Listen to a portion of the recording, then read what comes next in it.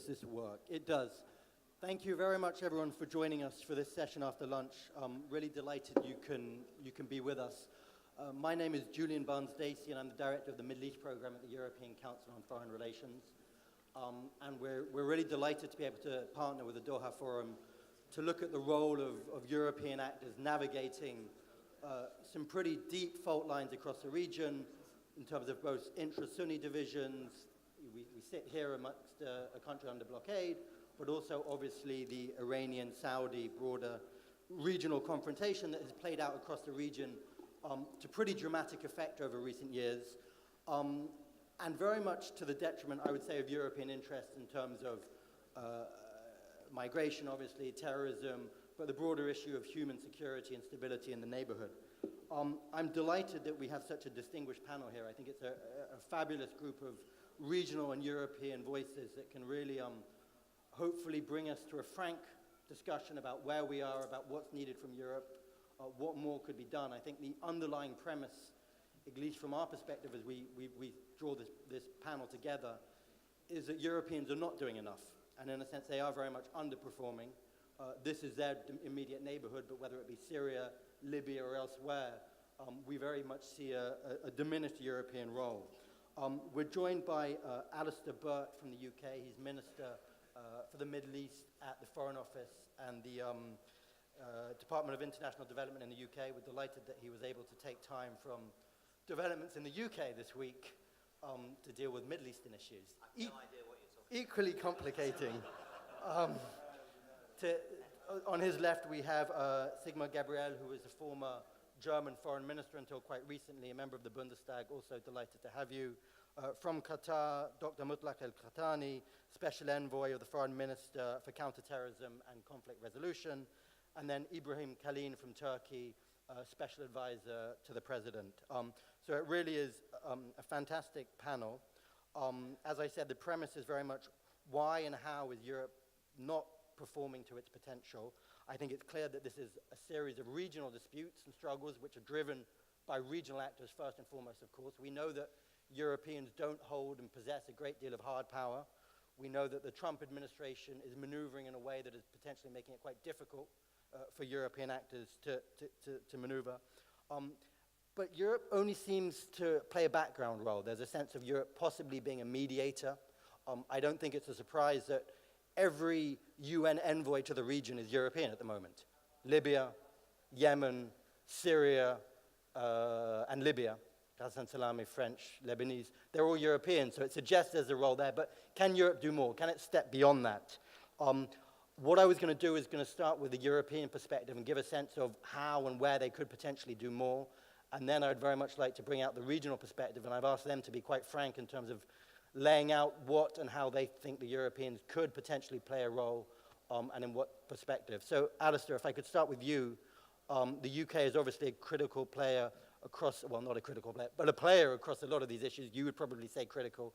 Strong relationships with the Saudis, with the other Gulf allies elsewhere. You've obviously been instrumental in terms of the Iranian nuclear deal, but can Europeans do more across the crises that are unfolding across the region? Well, firstly, thank you very much for the invitation and for the opportunity to be here, and thank you to Doha Forum for bringing us together. I think I wanted to start by just posing the issue of how much European engagement is wanted. Everyone throughout the region talks about regional problems, and almost invariably in every conversation you get round to the issue, must be for the region to solve itself, in that so much of the region in the past has had a relationship with those outside in one way or another, often not particularly great. And accordingly, we've got to be very careful. I feel it's a little bit like one of those airport lounges that you walk past where they say, by invitation only. So maybe Europeans have got to be very careful. Our engagement should be by invitation only. And the region has got to be the architect of its own future. And the region has got to be very clear that the issues that it's facing in many ways are not connected always, either with its past or with the role of Europe in the past, but now very much is in the world of the present and needs domestic solutions and regional solutions. Now, to that extent, then, by invitation, what can we do? Firstly, I think diplomacy is very strong and very important. We all know that when talking stops, trouble starts. I think we're good at this. I think our envoys are good, play a good, strong mediating role. I think there's more for us to do in relation to this. I think Europe's weakness at the moment, the issues in the EU, and it's not in any way all about Brexit. The EU faces a number of different challenges and therefore has, to a degree, been focused upon those issues, whether it's the Eurozone, whether it's employment, whether it's migration. But of course, some of the migration issues have stemmed from the region itself. So I think by invitation, our engagement should be there. There's many things that we can do, but I'd like to add one extra, and that will be to try and remind the region that for all the concentration on immediate political issues, there's more coming down the line. I think the fact that the UN is meeting today in Poland to talk about climate change, drought issues, demography, these issues will change the nature of the region. The Arab population will increase by a third between 2018 and 2050. There'll be young people looking for work, looking for jobs in a region which has not been able in recent times to provide the opportunities for them. Some of these new issues may make some of the political issues we're currently dealing with seem like yesterday's issues. If there's a drought, if water shortages in the region become acute, if you're Sunni, Shia, Druze, Christian, Persian, it won't matter when you're looking for water. And so I think Europe has a role to play in reminding the region of wider issues, helping the region to find its own answers, because this is a region full of opportunities. Those young people looking for work will be the engine of growth in the region in the future. We'll be able to do so much. Europe has a great deal to offer in terms of what sort of opportunities people can benefit from. And I think we should see that enabling and facilitating role as something we're asked to do as much as any direct intervention that we may have seen in the past. Let's look for a new role for Europe in the future, a role that the United Kingdom, in or out of the EU, will be very keen to work with European partners on and help out in. Thank you very much. Mr. Gabriel, I'd be interested to get your perspective on whether you do think we need to have that broader structural perspective, or whether there is a role for a more hands-on crisis response to some of the immediate issues unfolding. As Foreign Minister, you did get involved in some of these issues, and it wasn't always easy for Germany in terms of some of your perspectives on adventurism in the region and some of the pushback you got from the region on that. How has that shaped your perspective on what Europe is able to do? I mean, if we are talking about a broader perspective in the region, the question, which means, are we able to help by developing something like a security architecture in the region? There, I would say yes, that's only possible by being invited to be part of this debate. It's not possible to impose it from outside. I mean, in Germany, we have a famous member of the Constitutional Court. He said, democracy needs preconditions which democracy itself cannot create, that you can also transfer to the peaceful development of a region. You can say peaceful development, security architecture needs preconditions which they can create. It must be the willingness of the partners to come to the table and to find solutions for their conflicts, not for the conflicts, but to manage the conflicts in a peaceful manner. So this could not be imposed from an outside. The other question is, should Europe have a clear position to some events which happened? And I would say yes, of course. It's not possible to hold values high and then say nothing if somebody in the neighborhood is entering in the next war. I mean, at that time when we had the debate about the Gulf crisis, we were not so far away from the idea of a military intervention. And it was, by the way, the Secretary of State of the United States, Rex Tillerson, at that time, who did a lot to prevent this situation. And there, Europe had to have a very special and clear position. And by the way, we had it in that time.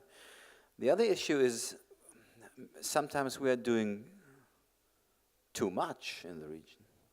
I mean, if you look to the delivering of weapons, you can see that this region, among the top 10 countries which are paying or having the biggest budgets for weapons and for defense, you can see 8 out of the regions. And from where the big developers come, of course, from Europe, not only from the United States. So maybe sometimes we are doing too much by making deals for the developing for weapons and for the military capabilities. So therefore, the European Union, of course, has to debate: is it always should it always be possible that every member state of the European Union is focusing on its economic interest by selling weapons to parts of the region, or is there a common European interest to reduce the delivering of weapons in the whole region? I mean, if you look today to Libya, if Gaddafi had something in his land which everybody is using today, then that's weapons from all over the world, and they are smuggling through Egypt to West Africa, and they are in the hands of Boko Haram and other terrorists, and you will find German guns, Americans, Russians, from all over the world. That's one of the examples that sometimes we are doing too much in the intervention in the region. So in principle, I would agree with my colleague from UK, but on special events, we have to be very clear. And in the debate about the export of weapons and military capabilities, we should have a more, we should be more careful, and we have to have a European debate and not only looking to the special economic interests of the defense industry in our member states. Thank you very much. Dr. Khatani, a sense there of a Europe that isn't always strategic in its approach, sometimes too driven by economic interests, sometimes divided between member states. Is that the sense here in the region? And more broadly, I mean, you and others have repeatedly told us that Europe is not doing enough.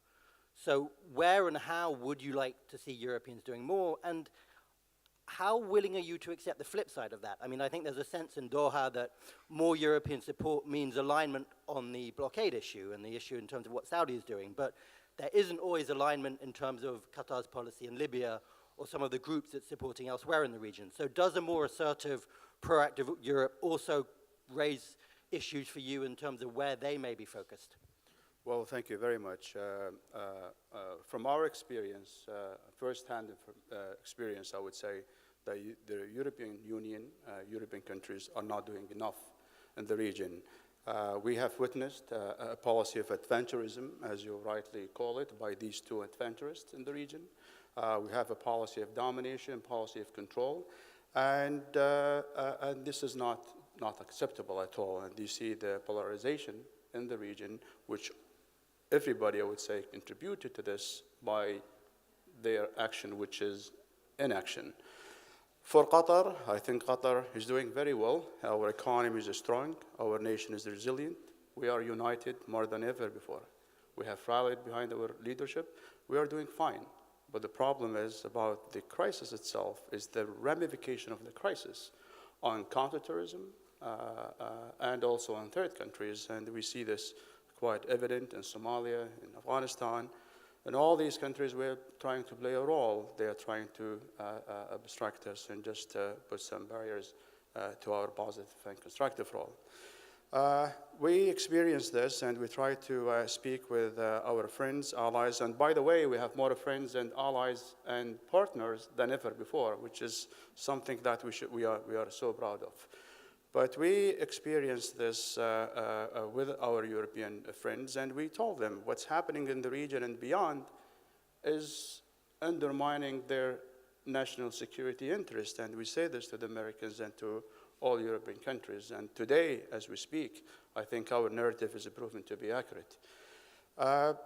But to Qatar, if you would like to ask me whether the European Union is going, or the Europeans in general can play a role, quite frankly, I hope so, and we try to encourage them to play a role.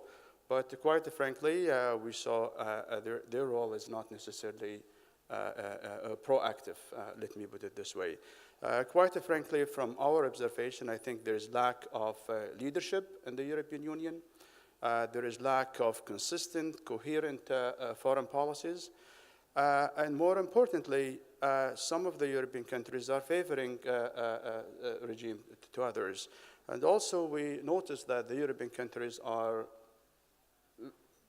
dependent on the Russian energy supplies, and also in the United States when it comes to their defense. So yes, there are some obstacles, barriers, challenges, and I think it's the Europeans themselves isolated themselves by not having a proactive role to play in the Gulf.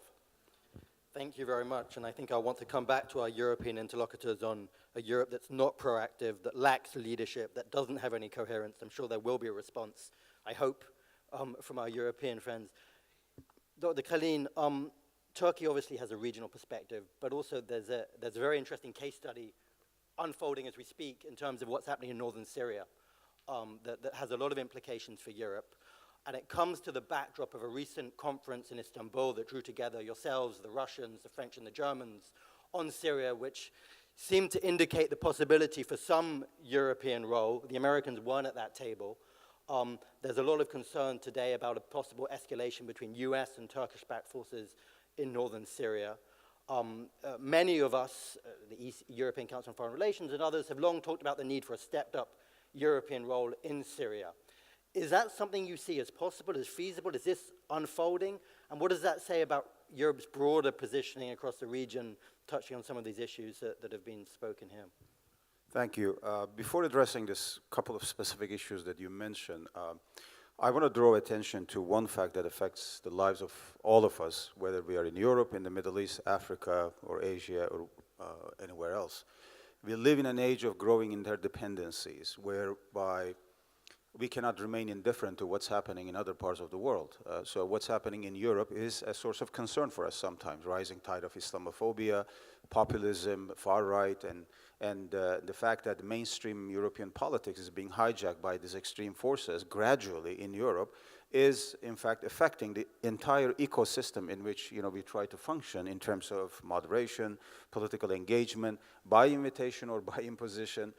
In any way we do it, what happens in Europe obviously presents opportunities as well as problems. Most recently, for example, I'm personally concerned that after Chancellor Merkel's announcement that she will not be the party head anymore, what's going to happen to mainstream German politics? We have a key figure here from that political culture who played an important role. We worked, in fact, with Minister Gabriel on many issues, bilateral as well as regional issues. With the UK dealing with the Brexit issue, in France, Mr. Macron having all the problems, etc. What's going to happen to the mainstream European politics? How that's going to affect all the other initiatives of diplomacy and regional engagement? I think one key issue here is to develop a framework of values and principles whereby we can deal with issues of moderation, engagement. And I think it's very simple. It's not that complicated. Whatever type of engagement or issues we pick up, they have to be based on fairness, equality, and justice. One of the key elements that is missing in our conversations about the global world order is precisely the lack of these principles in dealing with issues that are of concern to everybody. So if you're talking about Syria or Palestinian issue or Somalia or terrorism, energy security, whichever topic you pick up, 70–80% of these issues happen to be somewhere in the region, in the larger, greater Middle East, North Africa, in this part of the world. Therefore, understandably, Europeans and Americans cannot remain indifferent to what's happening here. But likewise, we are not indifferent to what's happening in the United States, with the Trump world and its ideology of America First type of seeing the world from that particular angle, and how that affects everything from trade to security, from diplomacy to moderation and other issues. Princeton professor Ann Norton wrote a wonderful book a couple of years ago called The Muslim Question. She picked up this very interesting topic of the Jewish question in the 19th century in Europe, where the discussion was what Europe was going to do with the Jewish problem. If Europe was going to be the bastion of reason, enlightenment, science, equality, freedom, and all of that, there was one very concrete test, which Karl Marx, in fact, had pointed to before. And he said, if Europe cannot deal with the Jewish question, that is, accept the Jews as equal citizens of Europe, all the talk about enlightenment, reason, freedom, equality, the slogans of the French Revolution are just nonsense. It is a very concrete test for Europe, whether it will be able to solve the Jewish problem or not. That is, accepting Jews as equal, members of the new Europe, etc. Now, in fact, you have the same problem in regards to Muslims today, whether Europe will accept Muslims as equal citizens, not just as migrant communities or minority communities or as aliens and this and that. And then we can talk about European values being implemented in Europe. But look at how Europe reacted or responded to the question of migration.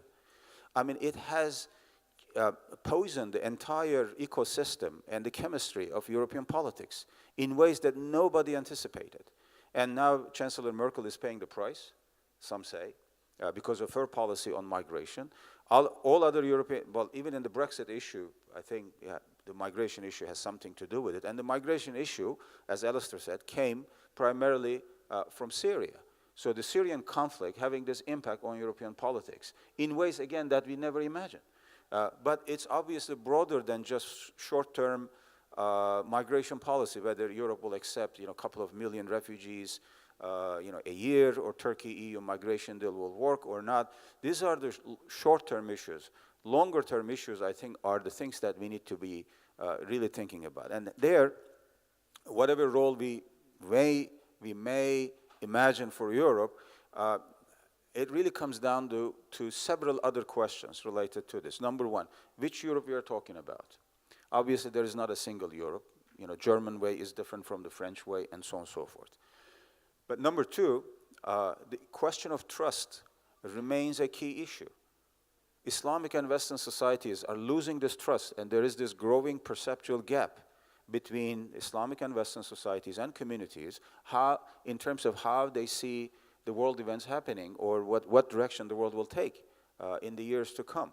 And that's a major concern, not only for, say, academics or intellectuals, but I think it should be a concern for policymakers, for religious leaders, political leaders, and others, because we have to really build this trust. Because with even the best intentions in the world, you see, say, Europeans and Americans coming, to moderate something, to help with a hot issue.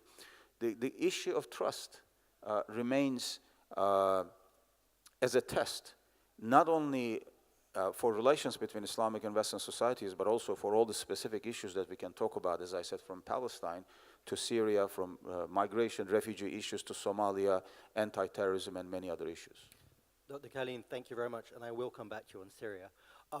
Minister Burt, you've got two different perspectives here. One, in a sense, was a Qatari, more immediate perspective, and Dr. Chien giving a broader conceptual, structural perspective. Could I get your reaction to that? But could I also ask you to give some thoughts back in terms of you saying out at the outset that this is also about regional ownership and regional responsibility. So as you talk about partnership between Europeans and regionals, where does the UK see the need for regional actors, in a sense, to step up on their own issues in a way that would facilitate constructive UK engagement? There's a lot in the contributions we've just heard, and it's not easy to know where to start. Ibrahim asked which Europe. We could ask which Islam, because the point is we're not dealing these days with structures that are not full of nuance and sometimes contradiction, and therefore trying to deal with the generalities that we are, Europe's engagement with the region, there is so much to unpick in terms of those relationships that we've got to be very clear where we start. In terms of some of the challenges set, leadership in the EU, leadership, of course, is collective because even though there are presidency figures, the importance of nation states and their own leaders makes a contribution. Mrs. Merkel will be a loss, no doubt about that. Her position in the centre of Europe has been of tremendous importance, but the states will produce their own leaders, and leadership will emerge. That leadership has produced coherence. Look at JCPOA, for example. It's the European states that stood out against the United States and told them the policy on Iran was not one that we favoured. After all the work that had gone into JCPOA, Europe has been very clear on its role in relation to that. Europe has been very clear on Jerusalem, on refugees, on UNRWA. So, although I said by invitation only, don't mistake that, because I expect the invitations to be there. I was simply making the point that life has moved on and we've got to work on these things together. That's where the partnership comes in. But equally, as His Excellency made clear, the disputes within the region aren't anything necessarily to do with us. They're interpretations of how states here see respective threats and security. And of course, it challenges Europe because Europe doesn't want to be in a position of choosing one side over the other, because that's where we've all come from. The interdependency that Ibrahim mentioned as well, that interdependency is clear. Unless we continue to work, and as all the speakers at the opening session said today, in a multilateral manner, we're in a world where at the moment the chance of fragmentation into strong individuals seeking to choose sides that others will take is becoming greater. Europe has a role, I think, in working with partners in the Middle East to say the fractures are already there, close them up. If the things that are currently leading to the series of conflicts around the area, which involve the regions themselves and regional states themselves, if those are not closed up, there is worse to come. So I think our role is partly to look back at history. There's much talk, I know, about Westphalia and a project led by scholars that looked at the ashes of Europe after the 30 Years' War, not at the end of the Second World War, out of which so many multilateral institutions grew, but the end of that conflict that destroyed Europe in the Middle Ages led to the creation of a peace which has similarities in relation to the issues facing states today. And I think using that element of history and working through that, there's a further contribution that academics can make. We should use the European experience and the European experience post-1945 of tolerance, religious tolerance, forgiveness and forgetting. I still maintain that the most powerful image I've seen in politics, I think throughout my lifetime, was Chancellor Kohl and Francois Mitterrand at Verdun, laying a wreath together, putting to rest an enmity that had destroyed Europe over such a length of time, brought in the rest of the world, but a conflict which is now unthinkable. I think it's that experience in the polarization of the Middle East that could perhaps be the most powerful, peaceful contribution we could make. Not minimizing the difficulties, not being starry-eyed, but saying, actually, we did this. Let's see what we can do in this region. Thank you very much. Minister Gabriel, Minister Burt there laid out a sense of an experience and values that could send a message to the region that could have impact. I'd be interested to get your sense on the vehicle that can do that. We've obviously seen the E3 or the E3 plus the EAS working very coherently on the Iranian nuclear deal and doing a very good job of it, probably more than many of us expected in terms of where we are today and the deal still being intact. We recently saw the Germans and the French coming together in Istanbul on Syria. Do you see the emergence of a desire by a core group of European countries to work together more coherently in the model of the Iran deal to address other issues? Let me first agree to what Alistair just said. I mean, I think it's like a wonder what's happened after the Second World War. And this is something we can offer to the rest of the world just in the time where we have the feeling that more and more countries come in difficulties with each other. I mean, what is the wonder?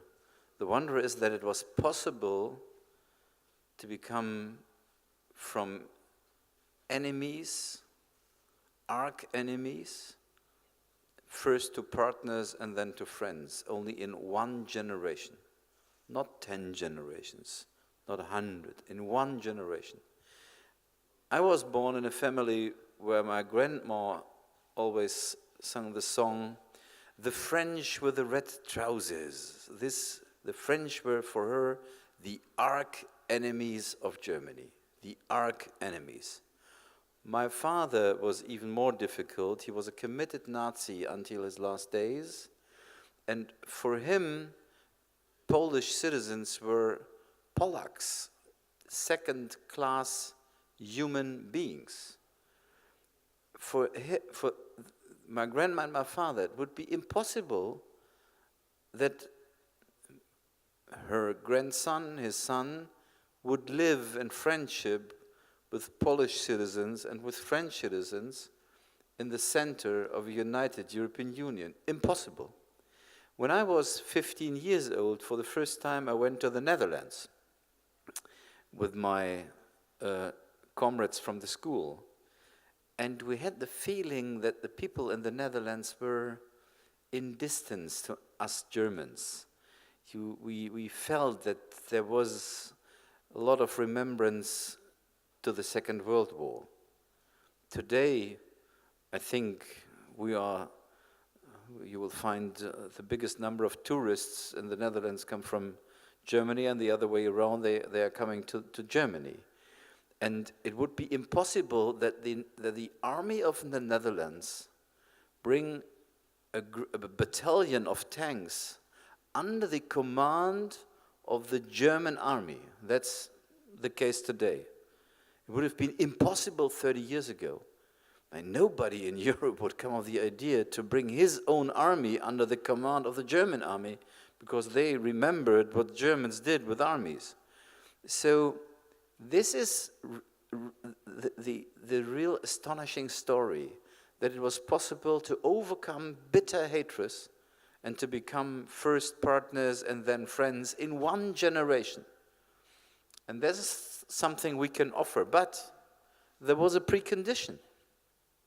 The precondition was first, of course, leadership. There were leaders, because it was not very popular among the citizens of Belgium, of the Netherlands, of France, of Italy, to invite, a few years after the Second World War, the Germans to the table of the European Union. That could not be very popular among the citizens there, because they had their daily experience with us during the Nazi time. But the leaders, they did their job because they knew it was a question of death and life. It was the question, will we have the Third World War in center of Europe? And the United States were at the cradle of the European Union, and they financed it through the Marshall Plan, not because of charity or because they were so nice guys. They don't want to send their kids for the third time in a world war overseas. So leadership and a common interest. This is something we cannot impose from outside to the MENA region. That's impossible. What we can show is this example.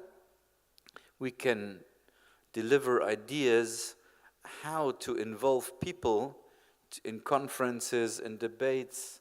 And what we also can do, and there Europe can do more, is investing in infrastructure and economic development in those parts of the region which are not so rich, like Qatar or some others. There we can do much more. I mean, China is investing heavily in Africa. A single African refugee will reach China. So for China, Africa is a continent of opportunity. For us as Europeans, it's always seen as a continent of problems. So there we could do much more. And of course, to answer your question, sometimes we will have 2 or 3 partners in the European Union who can speed up and could do something more.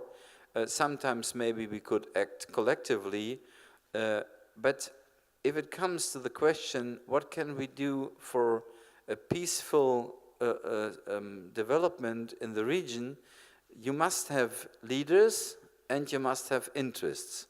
If you do not have both, then no example in the world will help you. Thank you very much. Dr. Khatani, a model there of what Europe is and represents and what that could mean for the region.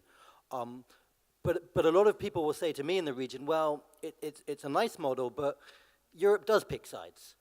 You know, it's great to say that from on high, Europe is promoting dialogue and coexistence and whatever, but you get down to the details of regional issues, and you don't find a Europe that is sitting atop trying to mediate, but you find a Europe that is actually an active participant on various conflict lines. What is your sense of whether and how Europe can play that role, given the sense that Europe is an actor involved? And how, if you do buy into this vision that's being presented here of what Europe was and what that could mean for the region, how do you think Europe could do more to facilitate that taking root, specifically in, should we say, in your issues with Saudi Arabia and the blockade, but also in terms of the regional dynamics with Iran at the moment? Well, thank you very much. I would like just to reiterate my position, which is the European Union and the European countries has a great potential to maintain peace and security, and also to prevent conflict in this region. And we can concur with you. Yes, you have been playing a more proactive role in other countries in Africa and Asia, but not necessarily in the MENA region, and this is the problem. And why you are able to do it somewhere else, but you are less forthcoming when it comes to the MENA region, and this is the problem. Yes, with Iran, we might agree with you, but your position is fluctuating at the same time. Sometimes you take a strong position, maybe you coordinated better position this time with the Iranian, with all due respect to this position, but there are serious issues. I don't want to get engaged and involved in the unspeakable crime which committed in Istanbul, but your position in this, in the light of this and the face of this, is not necessarily very promising. So maybe these are issues maybe you need to think about, but when you said we have and we cannot impose our ideas, and we cannot involve and just impose ideas here in the Gulf, but quite frankly, there are issues like the one in the refugees, which my brother just said.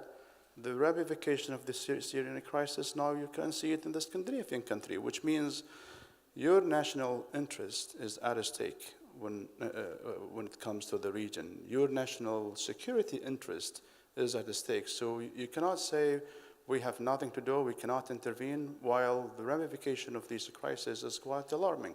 So I would say, yes, again, we need a leadership. We do lack a leadership regardless of how your system is sophisticated, but you have some internal issues, and I don't want to give an example of the recent development that's in Europe, but yes, there is a lack of leadership, there is a lack of consistency and coherent foreign policy. So the issue of a trust is also another issue, which my dear brother just said, and we even feel this when it even comes to counterterrorism, terror financing, and preventing violent extremism.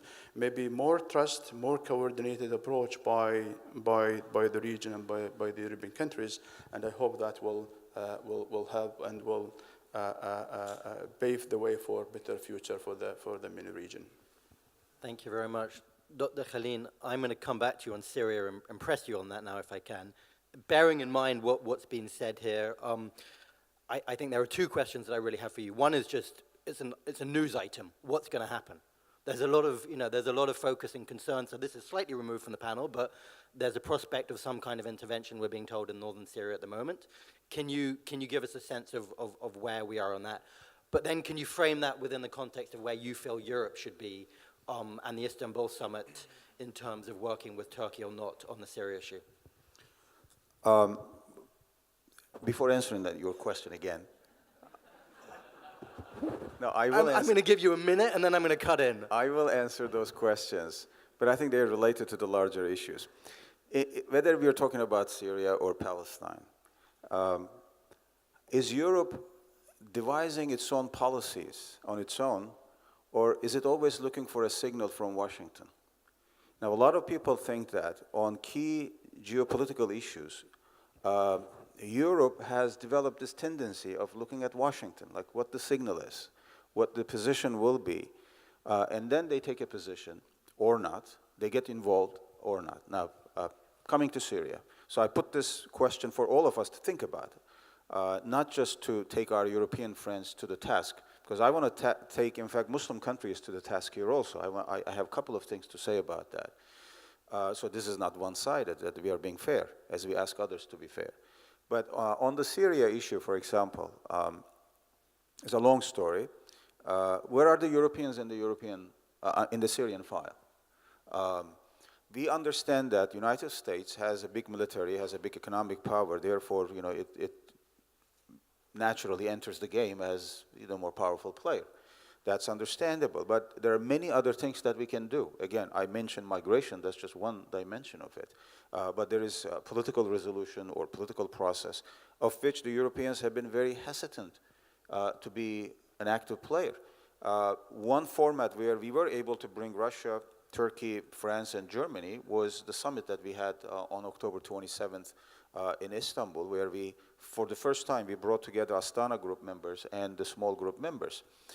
And that produced two important results. One was the Idlib ceasefire agreement, which is now an enduring ceasefire. Secondly, the Constitutional Committee issue. So we made progress on those issues. But is that enough? Obviously not, because we still have a lot of work to do in Syria. In regards to the Palestinian issue, the quartet has played a role in the past, no doubt. But where is the Palestinian issue going right now? We've been hearing about this the agreement of the century put together by the Trump White House. Does anybody have any idea about what that is? We don't know. But more importantly, where are the Europeans here? What is their contribution to this issue? We cannot just leave this issue to what Tel Aviv asks Washington to do. There has to be a more nuanced approach to this, but more importantly, there has to be more political will, leadership, and power in place to bring a degree of balance and fairness to the Palestinian issue. It's been very one-sided, we all know that, and we are not saying this because we are sitting in Doha today, but I mean, if you use your intelligence and conscience, you will immediately admit that the whole Palestinian conflict history has been very one-sided. The Palestinians have been blamed the victims have been blamed here. They still live under occupation. And where is the solution? Where is the contribution that Europeans can make? Where is the solution that we as Turkey can make or other Arab countries can make? So I want to take our countries to the task here also. Blaming others for our own weaknesses leads to intellectual laziness, let's face it. It doesn't solve our problems. It creates a false sense of confidence.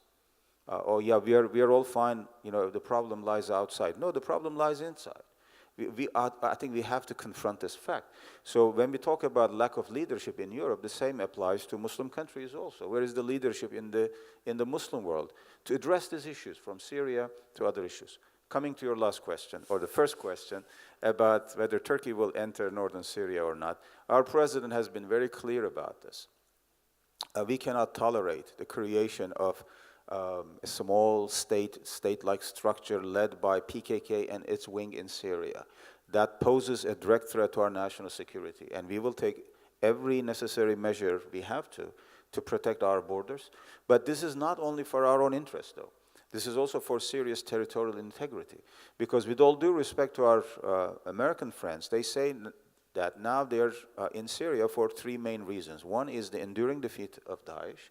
Number two is provide stability and secure Syria's territorial integrity. And number three, now they say this publicly, to get Iranian forces out of Syria.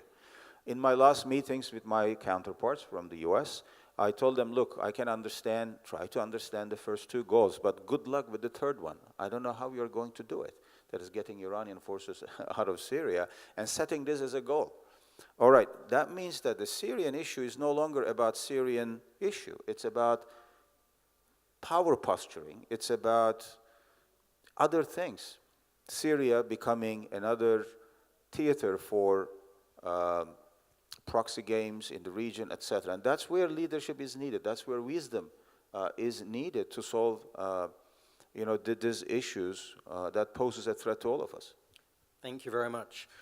We have about 15 minutes left. There's a distinguished group here of UN European envoys, the new managing director for the EAS, for MENA and others. So there are a couple of roving mics. If I could ask you to introduce yourself, and please be concise and to the point so we can take more questions. I can't see the mics, but if you could pass a mic to someone near you, that would be great. We'll go by location. So if there's one mic on that side, and then we'll take a question on this side after. Samil Aryan from Turkey. Yes? All right. My questions are to our European friends here. Are they willing to take responsibility to what has taken place against the Palestinians? Particularly, why the UK find it very difficult to apologize for the Balfour Declaration? And why Germany, who has been the instigator, at least, with the persecution of Jews. Quick question, please. And to the point. basically, I'm trying to say they have gained reparations for what they've done. And the real victims now who've been victimized by the Zionists are the Palestinians. Are they willing to state publicly that they have made a mistake and the Palestinians were the victims, and to also give repatriation for the Palestinians the same way they have been given to the Jews? Thank you very much. A second question over here, if you could introduce yourself. Thank you. I'm Xu from China's social media. My question is for Mr. Special Envoy. Yeah, I'm wondering, could you elaborate more comprehensive about your country's policy or strategy toward Iran? Because especially after the U.S. withdrew from the JCPOA, I think that including China and all Europeans and the remaining signing parties are very eager to figure out how to maintain our legitimate engagement with Iran after the Trump administration leave. So I'm wondering, would your country be interested in to provide any kind of mediator role in this kind of in the following process? Thank you very much. Gentleman in the second row here. In the second row in the front here. If you could pass the mic down, please. And then a final question in the front row. If you could be quick, please. Thank you. My name is Jassim Najmai from Qatar. My question to Mr. Alistair Burt, he talked about that the role of European countries should be only by invitation. I want to understand how can we put this when there is a violation of international law and human rights, and we take Qatar. Blockade is an example on what happened to the Palestinians. Thank you. And then a final question here. When I hear Europe, Mr. Cullen, this is for you.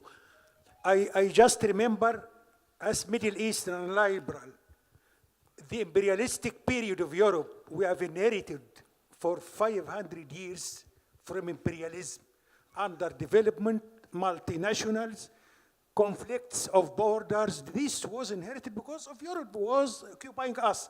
What I say, I don't distinguish, never distinguish between America and Europe. The foreign policy is the same. This to be briefed in total prejudice for Israel and guarantee its security. The second, supporting totalitarian regimes, exporting all tools of torture to kill us day and night, and selling arms to destroy our countries and to make jobs and prosperity in your country. Thank you very much. Thank you very much. I'm going to return to the panel now. If I could ask you just to make 2.5 minutes of concluding comments on the questions and any other thoughts you may have. If Please. you ask a German what's its position to Israel, to Jews and the Palestinian, you would have to accept that it's more than 2 sentences. First, I can say that Germany and Europe, especially Germany, but I think UK as well, and the others, since decades, we are promoting the 2-state solutions. Since decades. We have in Europe, by law, introduced that imports from the West Bank, from the occupied territory of Israel, does not have the same tariffs or have higher tariffs or are not able to be imported to the European Union. We are delivering a lot of money for Palestinians, not only in Palestine, also in Jordan and others. Why? Because we think it's the right for the Palestinians to have their own territory. But in the same time, we, as Germans especially, maybe some others in Europe as well, but we in Germany feel responsible also for the integrity of the state of Israel in its borders from 1967. This is our clear position. And this is by principle our position since many years. If you want to have a debate about the situation in Palestine, then we should use a bit more time, and then we should say each other the truth. What did the Arab countries, and especially the Gulf countries, for the Palestinians in the refugee camps of Gaza after Oslo? Nothing. What was the reason that Hamas got a majority during an election against Fatah?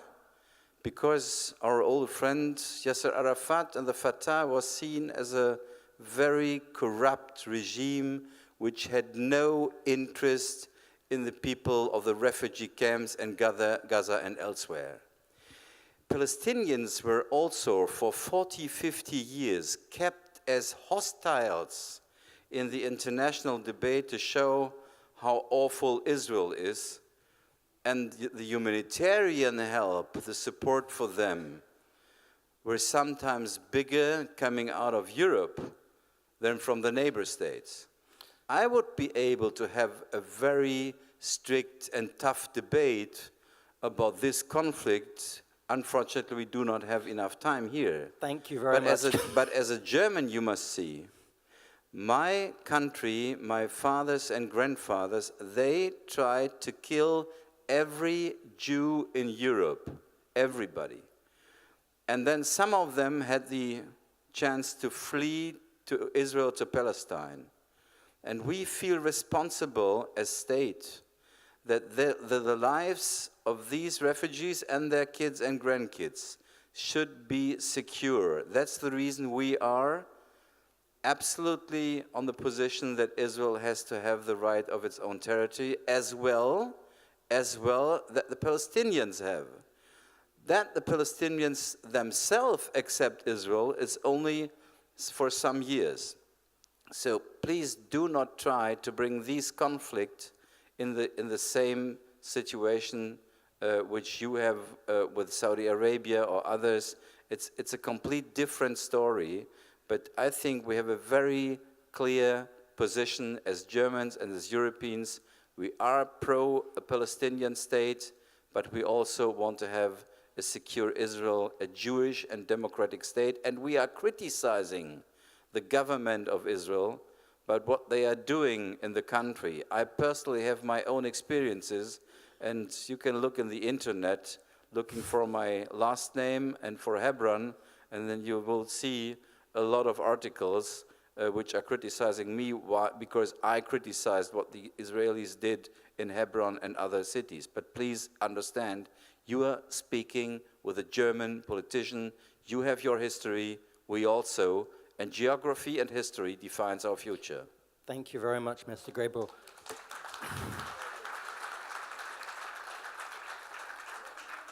Minister Burt, we can finish, keep the conversation going on after if we would like. Minister Burt. Very. Can we hold it so we can draw the panel to a conclusion, please? Very briefly, tough questions produce tough answers. Just 3 points. Firstly, very few states have clean hands by this stage of history in this region and elsewhere. I think we have to remember that. Secondly, in relation to the Palestinian question, there's been many years, even whilst I've been a foreign minister, which isn't all that long, when it just wasn't raised as an item of discussion in bilaterals with Arab states. That's not the case now. It's come back on the agenda. But I think Europe has done a lot to try and keep that on the agenda. And we believe in the United Kingdom it's absolutely essential to keep it there now. And thirdly, very few of the issues are capable of easy condemnation on one side or the other. Virtually every issue in this region, as in many others, are complex. There is more than one side to each question. And if we're to find an answer, rather than pick on one part of it and go back in the past, we have to find a way to look forward and find an answer and move forward. It's so easy to be in the entrenched positions, and all entrenched positions do is lead to no answer, a build-up of confrontation and no resolution. And we've got to find a way to navigate that.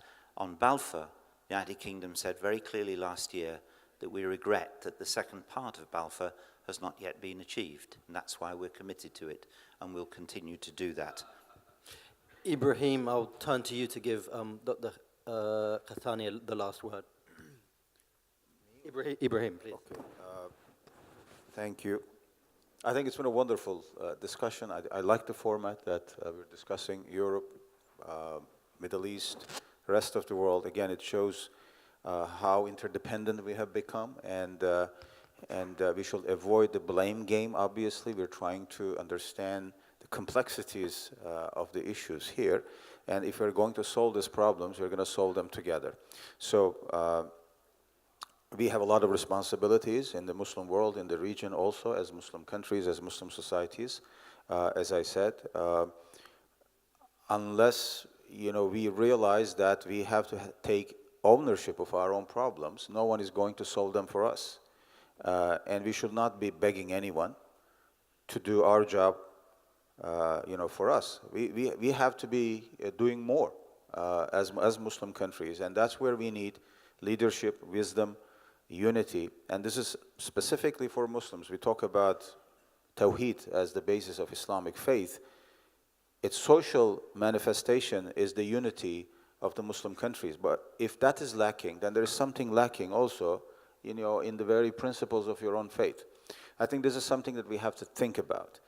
The Palestinian issue, the Syrian conflict, Somalia, poverty, corruption, and all these issues, obviously, we have to play a more active role here. We have to produce more. We have to use our minds to address these issues. And I think Mr. Gabriel raised an important question, like in terms of refugees, how much we are doing for the refugees. Well, Turkey maybe is an exception. Jordan is an exception. But if you look at the general picture in the Muslim world, we still have a lot of work to do. Having said all this, though, we have to, and I have to end with this light remark here. Once Fahmi Huwaidi, the famous Egyptian writer, was asked in a panel like this, said, why, the question was something like this: there are conspiracy theories everywhere in the world, and different societies believe in different types of conspiracy theories. Americans believe that they are so up high that no other country can invade them, therefore extraterrestrials will always come and invade them. So their conspiracy theories about